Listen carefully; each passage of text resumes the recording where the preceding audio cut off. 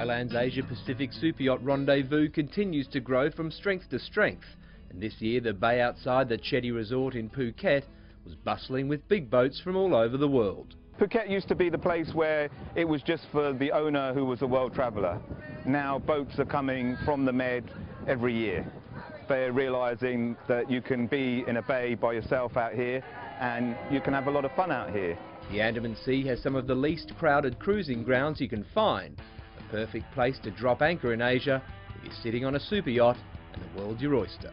The Caribbean is liked by some people, but we have quite a few clients that prefer Asia over the Caribbean. And some people like to go around the world with the boat, and then this obviously you pass through Asia to do that. Can somebody tell me how far off the mark am I? One man that's passed through Asia more than once and keeps returning to Thailand is Captain Charles Dwyer. The America's Cup veteran has been at the helm of Yanaki 2 for 17 years, and during that time has taken her around the world no less than 7 times. From Alaska to Australia and everywhere in between, if anyone can comment on skippering super yachts in the region, it's him. I think we find that a lot of the boats that used to be doing the milk run from the east coast of America or from Europe down to the Caribbean have finally made this as a destination. They've discovered Asia, they discovered Thailand and all the wonderful things that come with it.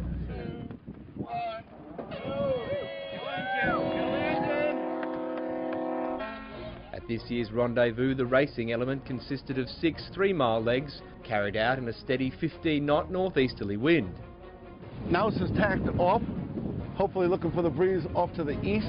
We're going to continue on this here. Yanaki 2 won the start, lead changing several times throughout the morning. Naos, Obsessions 2 and Asia all performing well. Come on, guys. Racing was extremely close at times, with yachts literally within metres of each other on the Andaman Sea.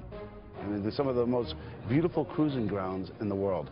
We spent lots and lots of time down the Caribbean and all of these places, and you found that in Thailand it's just so much nicer. The people are so much nicer, the white crisp sand beach, palm trees. How do you beat it? After several hours of close competition, it was the 160-foot Ron Holland designed super yacht Thalia that took line honours, cruising past start boat Maverick at the close of play. Another gorgeous day in Phuket. How can you beat it, eh?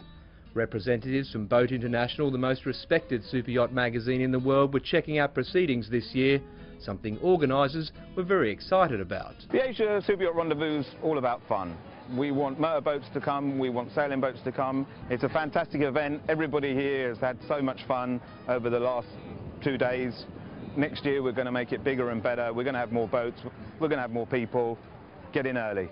There are several sponsors involved in the Superyacht Rendezvous. One of them is Jumeirah Private Island, and next to me is the owner of the island, Edward Powers.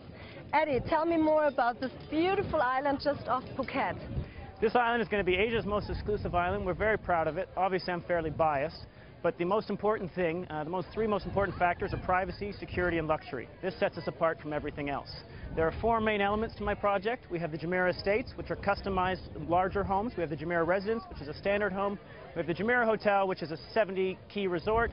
And we have, of course, the Jumeirah Marina. After the racing was done, it was a chance to swap stories over a cocktail and another perfect sunset.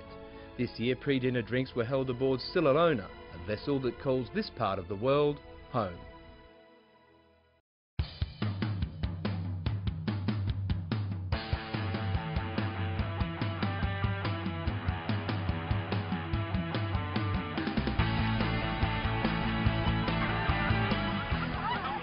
As always, a good time was had by all at the annual gutter race.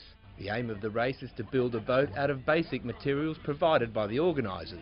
We need inspiration. Do you want a beer? Most keep it minimalistic. I think Silalona is going to win it again. They seem to be the design favourites every year. Some do it in style. I'm going to go for Archimedes for sure. While others can make even the most simple construction look like advanced bridge building.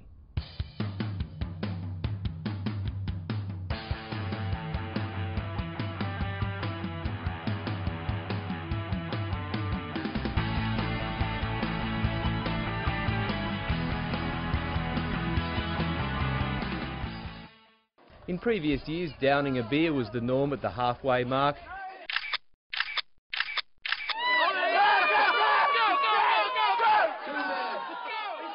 But this year, organisers opted for a more civilised approach. What are they? The what? Yeah. We have a runoff. Yeah. A Roy McMahon.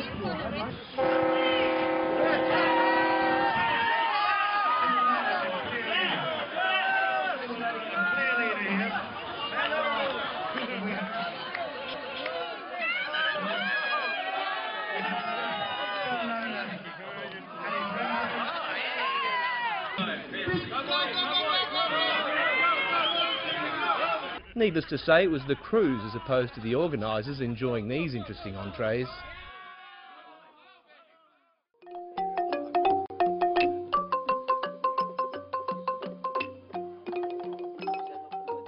The VIP dinner was once again the hottest ticket in town. Partying continued well into the night.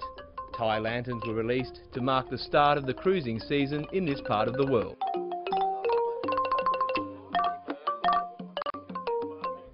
With the success of this year's event, organisers are looking forward to Surin Bay being even more crowded, the Asia Pacific Superyacht Rendezvous 2010.